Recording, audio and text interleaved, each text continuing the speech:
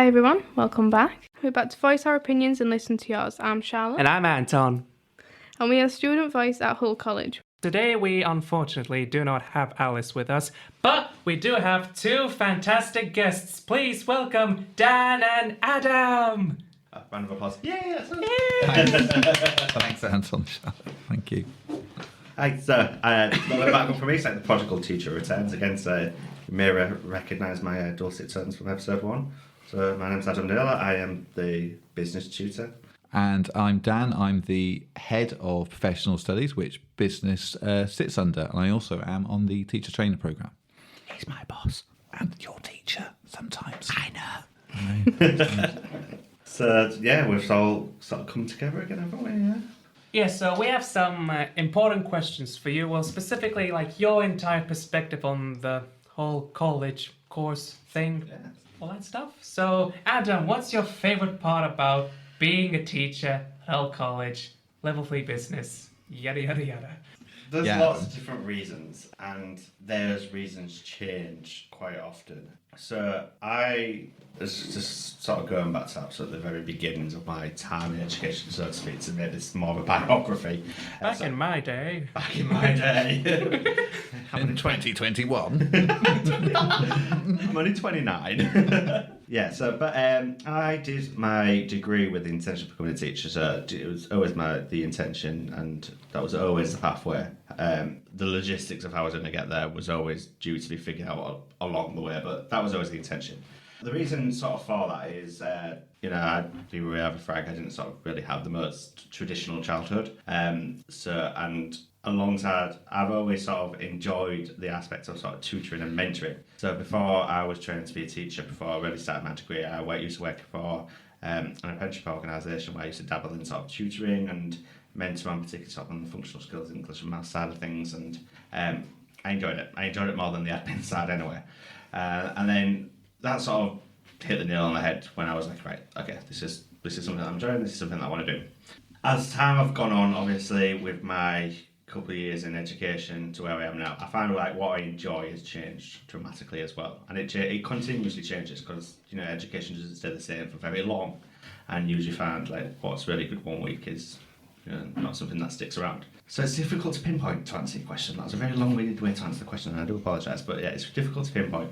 But what I really do like to see is the students, that start and they're really shy and meek and down that first stage, and when you're sitting in that room full of everyone and they're looking around a little nervously, and then nowadays I can't get them to shut up, can I, Anton? Yeah. No, I can't get you to shut up. I know. It's difficult with some students. I mean, some just don't know when to shut up, to be honest. Well, you can say the same about teachers as well, But, I would much rather have a class full of people that were using the voices than a class of people that wasn't. But seeing that confidence boost and, people coming in their own as well, making friends and joining their own little clique, so to speak, is kind of the sort of the rewarding part of it. And, obviously the aim is to get you through the qualification. True. Send you on a one-way ticket to university or employment and all that good stuff. But, seeing that confidence and that glow up to the young adult that you become now is really nice to see. And it gives me the feels as well. The feels. Gives me the feels. So what about you, Dan? Sorry, I just talked over that. So what about you, Dan? What got you into teaching? Origin story. Origin story, yeah. What's your mediocre origin story? I used to work in the media, like as a photographer, but like both during that and before that, I'd always like gravitated towards like doing some sort of training kind of like role and helping people out. Like some of my family also worked in further education before, so let's be honest, that kind of stuff does help you out, or at least kind of like influence your sort of direction.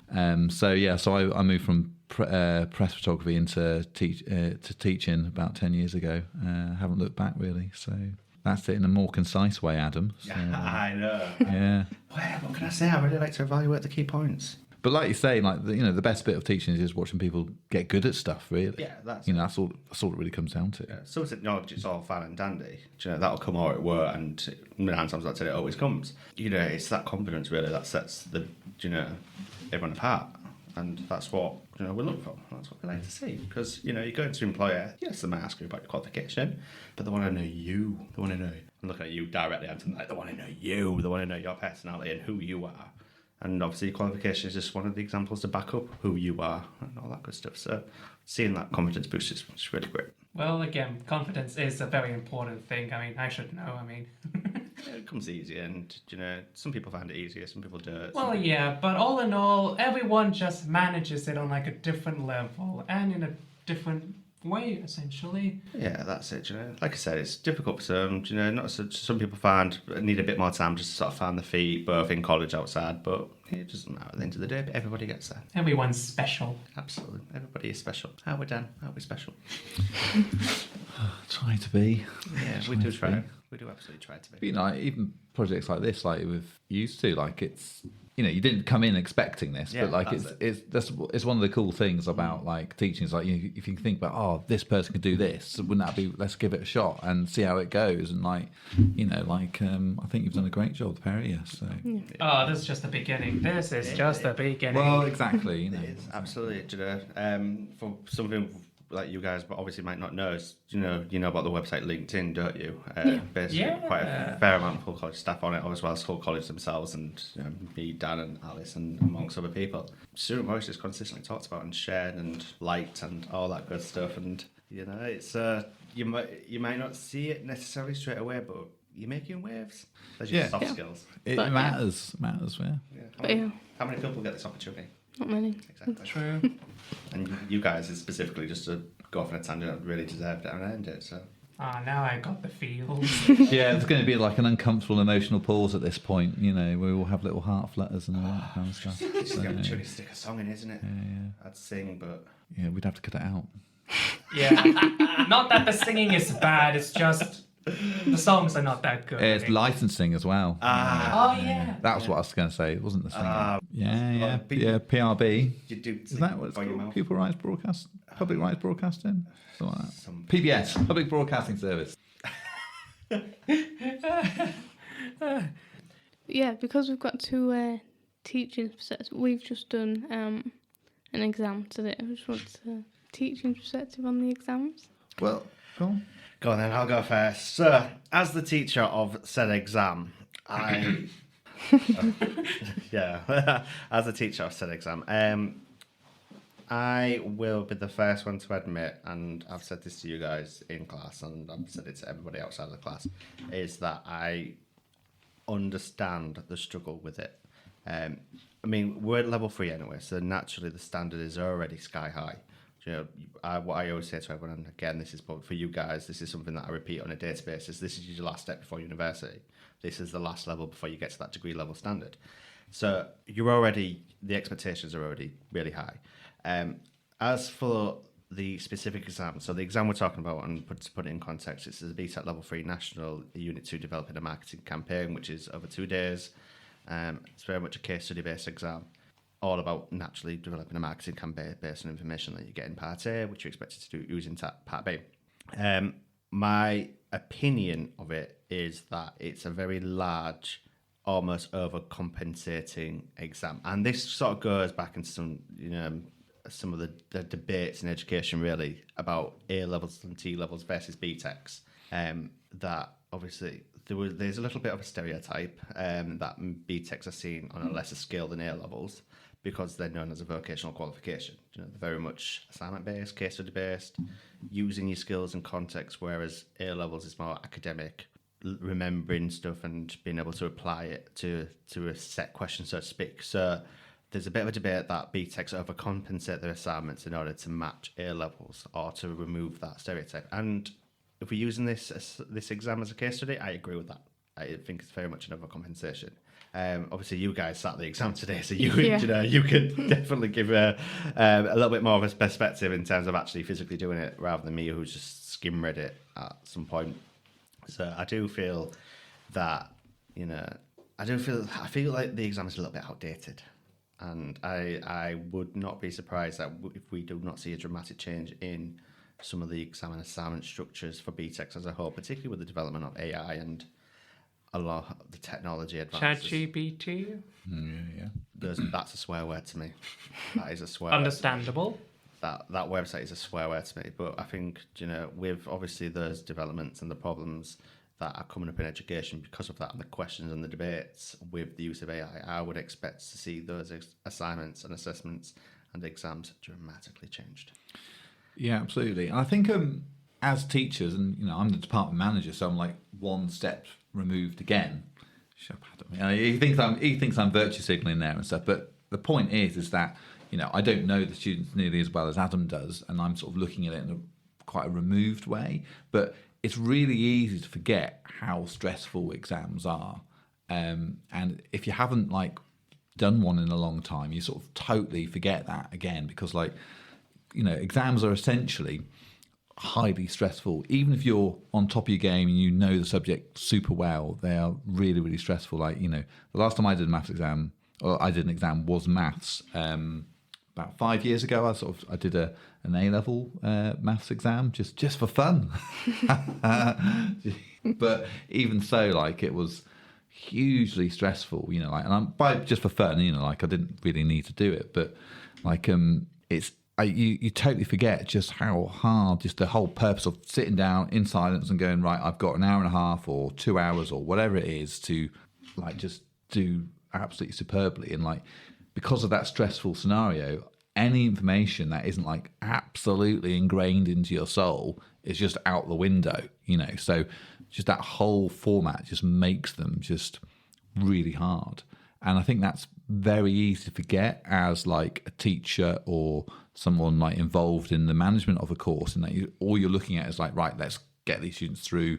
What's the results? What we're going to do with those results? What are our action points? Forgetting actually, or it's easy to forget that it's rock solid. I mean, you had an exam today, you two. You've had a few exams in January as well. You got another one next week. Yay! How are you feeling about them? This one, I think it went better than the last one actually. But yeah, it can be stressful. Yeah, because you did this marketing campaign one in January. Yeah. You passed already, didn't you? You got merits and passes. Merit. You got merit. So this is a chance to see if you can get better, hopefully. Yeah, hopefully distinction. Yeah. Well, again, we did do a similar exam in January, but it was about skate parks and just the topic itself. I mean, it was difficult, really, especially when we had to do the marketing mix, the product and the physical evidence. I mean, when you're dealing with a service, I mean, it's a bit difficult to narrow that down. But thankfully, this time we got something way more better: pet food and pet accessories. Yeah. With bling and colours and everything else. But with this exam, I mean, I walked in there more comfortable, more confident, because again, it's not the first time, this is the second time, so I'm prepared. But I did obviously the best I could. I honestly did the best I could. I'm sure I got a pass. I mean, it wasn't too difficult. But so Charlotte, what about the finance exam? And we've got that one next week. Oh wait, you're not doing it. No, I'm not. I'm not doing that one. Yeah. Why aren't you doing it, Charlotte? Why because is that? she got a distinction. Yep. I already did it. Yeah, it does deserve a round of applause because these are rock solid. Yes. I've said this to you, Charlotte, plenty of times that that accounting unit is probably the most difficult unit that you're going to have in the whole 2 years of the business BTEC program, and a distinction is beyond. Because if I'm going to be truthful, if I had to sit that exam right now as a student, would I get a distinction?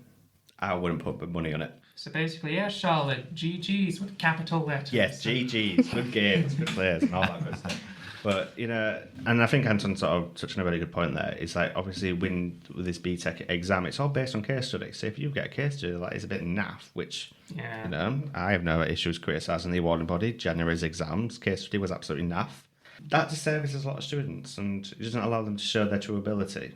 And, and I suppose that's an argument with exams in general, that they don't really showcase a student's ability. And I suppose that's one of the big positives of BTEC, that you get continuous assessed throughout the year. But, it does pose a bit of a question, when is the right time to assess ability? accessibility. That's what I said. Do you know, when is the appropriate time to do that? Should it be done once, twice? Should it be done throughout, weekly, monthly? Never. Never. Well, and I don't know. Do I have the answers to the questions? Absolutely not. Well, yeah, it's one of those interesting things. Like the way I sort of view it is that like continuously assess things, kind of assess students on their like a best day, if you like, because you've got lots of like in-class work that builds around it. Then you write your assignment, but like it's quite a long run in, even though there's an assignment, there's a cut off and all that sort of formal procedure around it. But in exams, the very sort of process of an exam kind of assesses a student on their worst day, if you like. So like I had that experience myself of relatively recently of going, right, I just can't remember. I know I looked at this, but because I only looked at it a little bit, it just wasn't there really in quite the same way as stuff that you're like really sort of fluent on. And that's why revision for exams is so necessary. Sorry, I just hit the microphone there, but that's just a little message. And the most frustrating comments I've had in the past has been things like, oh, I won't do it now, I'll just do it on the day. And it's like, no, what you do now feeds into what you do on the day. Just for reference, the students that I had today, what was the first thing that I said to you guys this afternoon about revision? just repeat it. Here. Do it. Do it. Yeah. Do it. Just do it. Just do it. Yes, that's it. And again, like I don't expect you to spend 24/7 looking at marketing campaigns and statement of comprehensive incomes and depreciation and all that good stuff. But what is an hour a day? An hour a day 60 minutes. Plenty of time as well. That's what it is, Yeah. And like doing short, sharp things. Like often people actually don't know what good revision is either. Yeah. You get a lot of students who say, "Oh, I don't know how to revise," or they say, "Oh, I'll just sit and read the book." And it's like, no, that isn't really revision. Interacting with, rewriting it, and designing your own campaigns. And with this finance one, looking at previous questions and answering them, that is what revision is, not just looking at the lecture notes. So taking notes as well, which I know is really difficult for you guys. Obviously, you guys been on laptops, but what am I always telling you to do? Open up a Word document. No, that is really a pro tip right there. That is create a glossary. It's about doing it. I mean, we can all sit there and read a book, but if you got asked to do a task, you're likely to remember it. It's just the basic psychology of things. Yeah.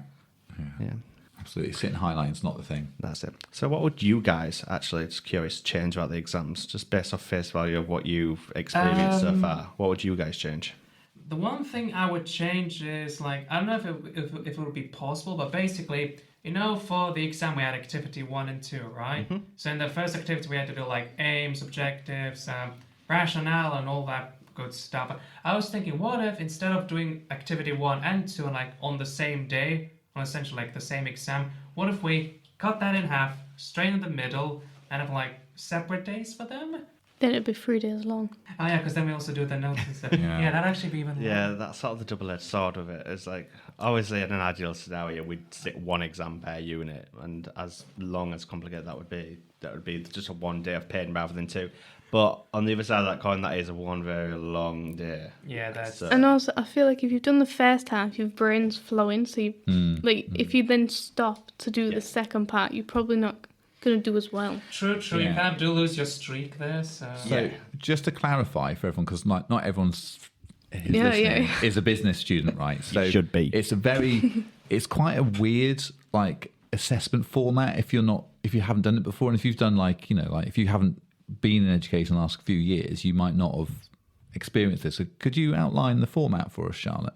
Yeah, so basically we get 2 parts of the exam. The first part we do is 2 hours, and we get a small pack of notes where we can then make our own 2 A4 sides of research notes ourselves and then use the internet to get more, which we then have to take into the second part of the exam, which is on another day, and that's 3 hours long. And then we use them research notes that we've already made to then complete like a full marketing campaign and plan, including aims and objectives of the business, the marketing mix. Probably won't know what that is, but we'll just too long to explain. A load of different analysis, budget, timescale, basically everything. And the second part of the exam, the sort of that bit you just described there, that's still on a computer but with no internet access. Is that right? Yeah, it's no internet access. You only get the 2 sides of notes that you took in. That you wrote the day before. Yeah. Right. Okay. It's a complicated exam, and I don't like it. Moral of the story: do I have the solutions to change it? Nope. But I don't like it as it currently is, and the professional judgment that I have based off the current trends. Look at me using current trends. See, we do use current trends, guys. Current trends in sort of the education market is that I would expect that to change rather soon, if not Now. Yeah, I think there's some good reasons to change it, really, or it's going to come under a lot of stress very soon. But it's going to come under a lot of question and the integrity of it. And I suppose it always comes down to integrity for me. Can we really justify the integrity of the assessment given the current ways to which it can be fudged? Is the word we're going to use, fudged. yeah, I mean, at this point, you're not naming the robot in the room, really, are you? So the biggest question in education at the moment, and actually for quite a lot of things, is ChatGPT, of course, and other similar things. Other artificial intelligence generators are available, like Google's Bard, etc., which I haven't used. But ChatGPT I have used quite a lot, and I've put a lot of questions through it just to see how it works, etc., and to see what resources, what sort of effect it might have on education. But the big question for education at the moment with that is what assignments, what kind of assessment methods can still be used effectively to say that we know the student is this good at this subject and we can give it this kind of grade, because it puts lots of things under threat insofar as it makes it, basically easier to do, or at least easier to do something that looks okay.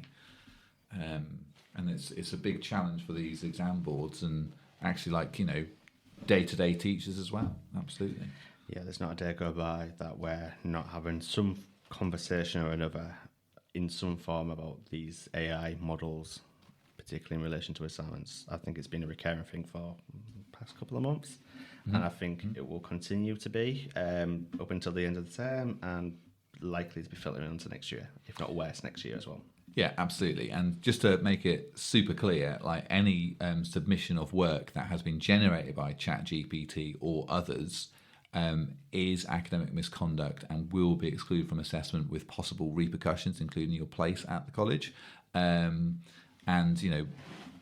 we have used a range of methods to identify work that's been produced by ChatGPT, and it's coming up. It's coming up quite a lot, but we are able to sort of nip it in the bud quite radically at the moment, quite quickly as well, and quickly, yeah. So, but it's definitely a challenge because, what it kind of highlights to everybody is that actually lots of things that are normal ways of producing work and assessing work are now actually they're not really going to be any good in a couple of years' time at the very least, and the technology is moving very quickly. So, if the purpose is to say that we know this person's very good at developing a marketing campaign, say, then we need to think about how that is produced in a way that is authentic. And I think there'll come a time where aspects of using it will be integrated into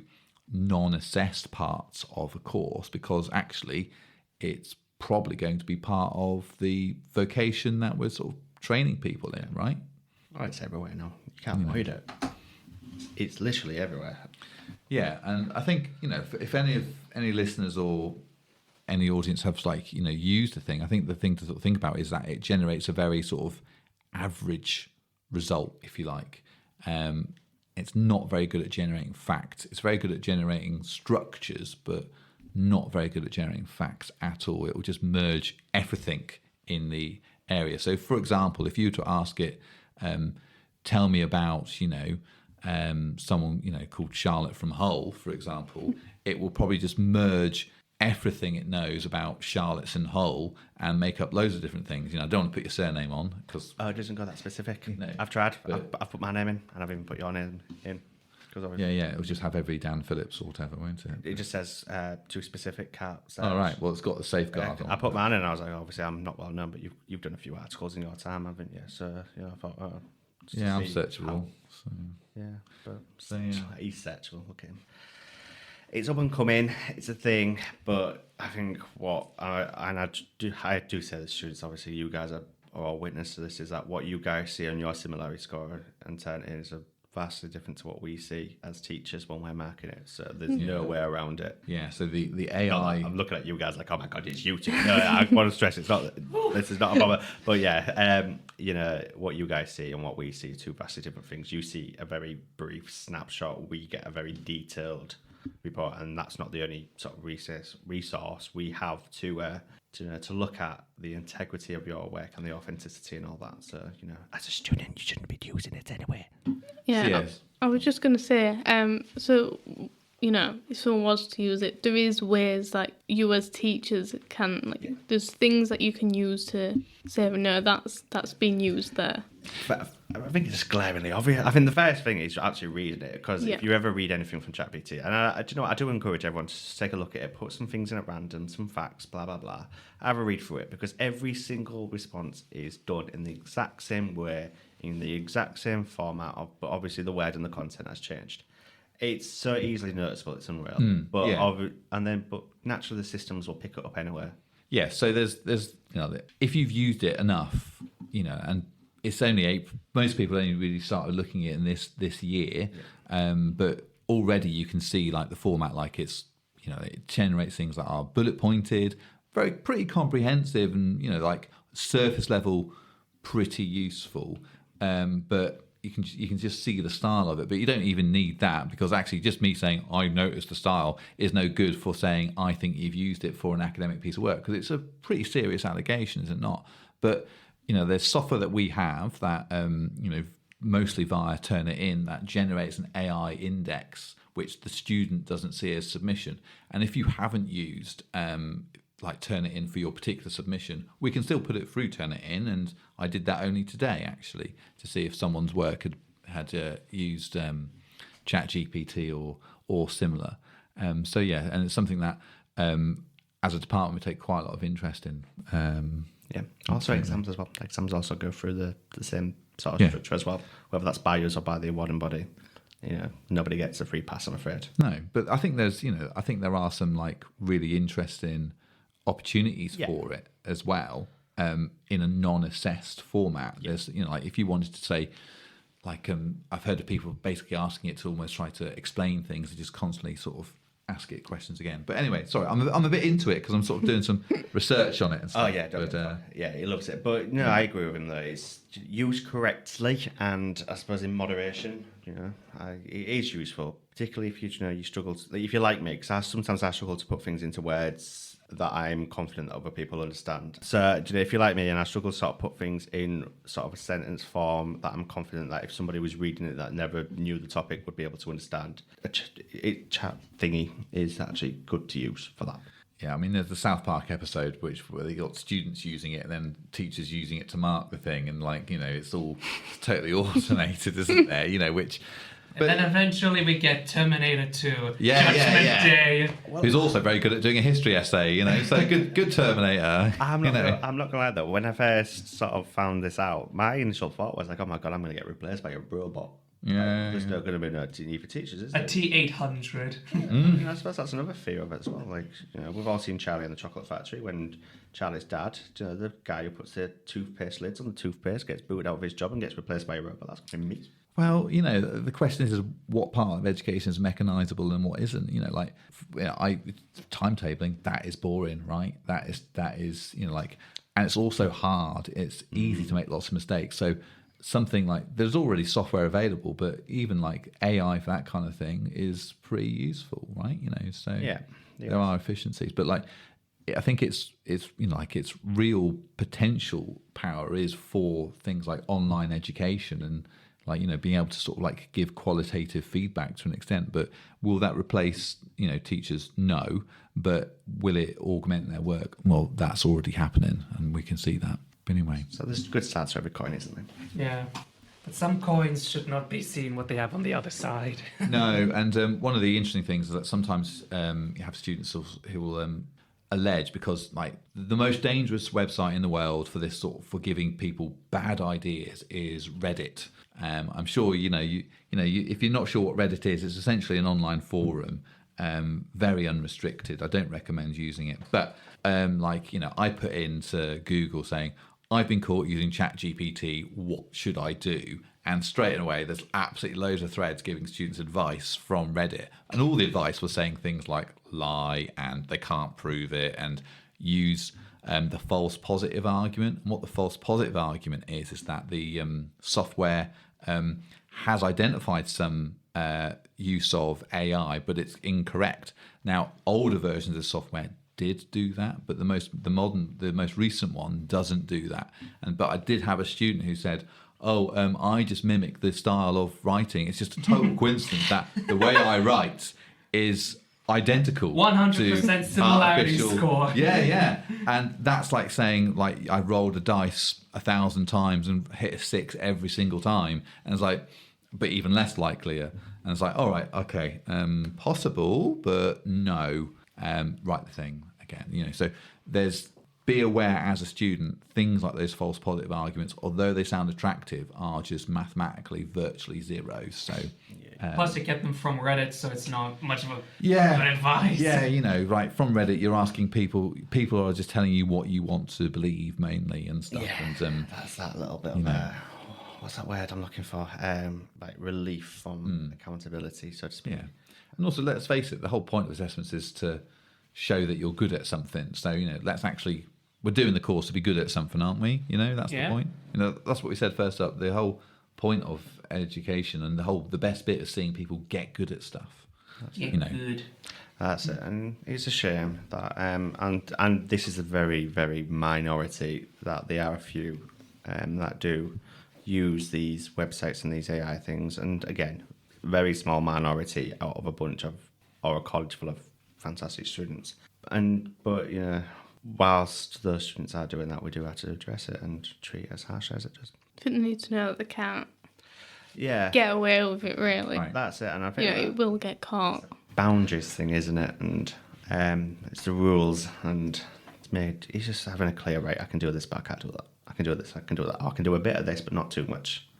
And maybe it needs drilling in a little bit more. So, maybe next year when we're in that induction process and all the new students are arriving and you guys are coming back for your second year, maybe that's when it could be a good idea for me to look at and really drill this in really nice and early and be like, here's the problem, here's the consequences. Yeah. Don't Let's not have a repeat of this conversation throughout the year. That's quite important, isn't it? Because this has sort of come live and become mass in years. So there's a bit of a perception that, there can't be a rule for it yet because it's only just been invented. There is, because academic misconduct still counts within it, because it's technically a form of ghosting. It's just like you just got a robot doing it, rather you got that. It's no different to Charlotte asking Anton to write her assignments. And But can you do my work for me, Charlotte? You got a distinction. Anyway, so that's ChatGPT Slade for now. Yeah, basically don't do that. Yeah, just don't. Just don't. Yeah. Don't ask it questions, see what it works, but don't submit stuff because yeah, it's not like a total ban, like, oh my god, do not Will even be open cool. it. It's just, if you want to use it, that's absolutely fine, but you don't use it for your assignment. Yeah, use it to be helpful, not to Yeah, cheat. that's the same with the internet. The internet's there to be helpful. You use it for research, use it to find definitions. How many times am I always asking you guys to go to find something? If you struggle to find it on the internet, and it's just a normal classroom task, I'm not going to shout at you for using ChatGPT thingy. ChatGPT. But as soon as that comes into your written assignments, which get graded and marked and count towards your overall final grade, that's when it starts to become. But there's some really cool opportunities. But if you think about you guys as business students, there's lots of things that you have to think about that aren't really part of your subject but might form part of a marketing campaign. So for example, if you needed to generate like a set of images for like this pet shop thing you had to do today. Now, creating images is not part of the assessment, but understanding what images would work as part of marketing is a true part of value of the subject, rather than just going, here's something that Nike did or whatever. But like if you give Mid Journey, which is another AI image related software, like, you know, a campaign for pet food, for this kind of marketing mix, for this kind of demographic, for this kind of budget, blah, blah, blah, blah. Suddenly you've got a set of images unique to your campaign that actually might inspire you to go, oh yeah, that's what I could write about, and that's how I could generate. So it can really, like, you know, leverage AI in a really effective way to make your education, your understanding of marketing much deeper and actually much more specific as well. So there's some actually really exciting things that I think actually a lot of teachers are perhaps a bit wary to dive in on, but because the image generation, we're not going to sort of, you know, judge you on the photos you take for it because it's a business course. So it doesn't matter in that respect. But it gives you a great chance. Yeah, you've just got to kind of find the boundaries of what you can and what you cannot use. I think we need to be clear about defining those as well, don't we? So, whilst we are on the subject of sort of using technology to help, so you guys you'll remember this. So a couple of weeks ago we did a lesson. It was when we got shoved in the lecture theatre and we used a website called Nearpod, didn't we? Mm-hmm. So what did you guys think of that? Interesting idea, but I don't think it was completely necessary. I mean, sorry. Charlotte's kind of suggesting she might have a different view there, I reckon. Well, was it the one that you did for the finance? It was one for the finance. Charlotte was there, but she didn't really participate. She sat sort of... Yeah, I was doing my Unit 2 revision. Oh. But, I mean, I was there. I think it was actually an interesting idea, but I think that it'd be a great thing in lessons if everyone used it properly. Yes. But I also think because it waits for everyone to answer, so it gets everybody's brain going. There's two modes of that as well. So, just a little bit of context about it. So you've got a teacher-led mode and a student-led mode. So the teacher-led mode is the one that I use, is that we don't move on until I press the move on button. And then there's a student one. Everybody goes at their own pace. So somebody could get through it in 5 minutes, somebody could take half an hour. Obviously, I'd like to think that I'd need to be a little bit stricter with everyone to make sure everyone's just not clicking next. But that could be an option for that. And I wanted to use it for revision, and because I think it's a really good revision tool. You know, you can give some of the input, maybe watch a video, one of those lovely videos that I've created, by the way. Top notch. Top notch. Who watched them? Who watched the video, man? Awkward silence. Anton's got his hand up there, so it's fine. No, I did. I was trying to remember. Good, because I was crack a dawn doing that. Yeah. People have to give it a go and like really get involved with it. Yeah, and I mean, I tried it out with my level 2s and mixed reviews, and my level 3s took to it a little bit better, and I thought it went good because what I did, I used it for revision. So just for the audience, Nearpod is just it's a website where you can create interactive lessons on. So I think it's similar to sort of a Kahoot situations where students would join on their own device. They'll answer questions when prompted, and you know, you can do open-ended questions, multiple choice, get them to watch videos, and there's so many different options. So I got my guys doing just a lesson, and I believe it was on statement of comprehensive income and depreciation, if I remember correctly. Shot of 2 revision sessions into one, and we spent a whole afternoon using it. And overall, the response was mostly okay. But however, there was a couple of people that sort of dropped off and used technology as an excuse not to participate. And one of the reasons why I wanted to use Nearpod was that everybody contributes. Because in every class, no matter how many people you've got in a class, you will have a couple of dominant people that are always the first to have their hands up, answering questions, getting involved. I'm always involved. You are always involved, and we love you for it. Just for those who can't see us, as soon as Adam said that, everyone looked at Anton. Yeah.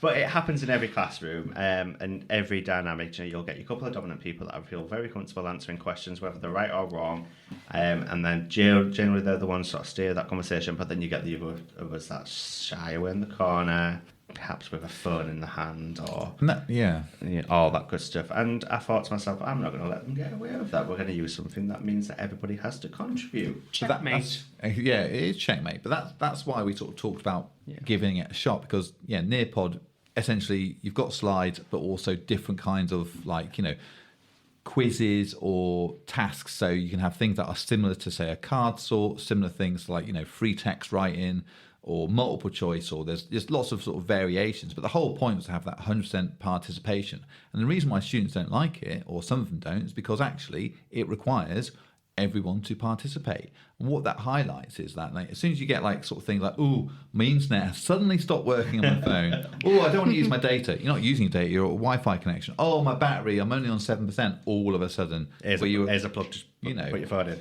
it's just one of those like, what it really highlights is that people are used to being passengers in classes, and our job as teachers is to try and reduce that as much as possible. And something like Nearpod just makes that utterly clear very quickly. But it's fascinating to see the sort of behavioural responses in that respect. Like people just don't like it. And because like it might have sort of, cool graphics, but that doesn't really matter. It's actually, does everybody know what I'm talking about? And that is actually the most important part of education anyway. Yeah, it's quite illuminating actually, because naturally I was reading the responses and all that, and the amount of times you'd get the odd student trying to just flub it and answer rather than actually type in something, they'd maybe just put like ... The system recognises an answer, but the ... That's not an answer, is it? But you can see it, so then you can be like, and they get challenged there and then they'll come up with some convoluted excuse, and which gets rebutted with a have a go. Yeah. Have a go. You're not getting away from this. But as soon as it becomes normal, then they'll be expected. But again, AI will get implemented to Nearpod, no doubt, and then suddenly it will block all those kind of responses. But isn't it fascinating? It's like, like you come to a class, you sit there, but you sort of do your best not to contribute. It is really, it kind of clarifies that really clearly, which as teachers, when you're asking questions, and we always try to nominate as many people as possible, but by this point in the year, definitely get into the habits where we don't. What it highlights is how many people in the group aren't necessarily giving it a shot when we tell ourselves they are, because we've asked other people who do contribute that. And what the frustrating part of that is sort of the very same students that are the ones that are ringing you on the night before an exam saying, I'm panicking because I don't know what I'm doing. Or they're calling you up on Friday night saying, I don't know what to do for this assignment. And I'm like, you was there. But yeah, so it's good reason to sort of stick a couple of questions, get the students ultimately held accountable. Sounds maybe sounding harsh for this, but you are here to be held accountable. Not just you two specifically, every student in the world. Not just you two specifically. They are the only two that's to be held accountable. But It's slightly stressed. I've got this picture. What do you mean? Yeah, but ultimately we have to be holding the students accountable. And yes, I understand. And some days it's easier said than done, particularly when we all know as students and teachers that some days can be a lot more heavy than others. Things can go wrong a lot easier than others. But ultimately, I think what the life lesson is just to hold you guys to account for your own learning, because you're adults now. Yeah. You're adults. If you can't learn at this age, then I've done a very poor job. Well, that's why you've done it. So you haven't. Okay, so Dan, slightly off topic. What's your favorite color?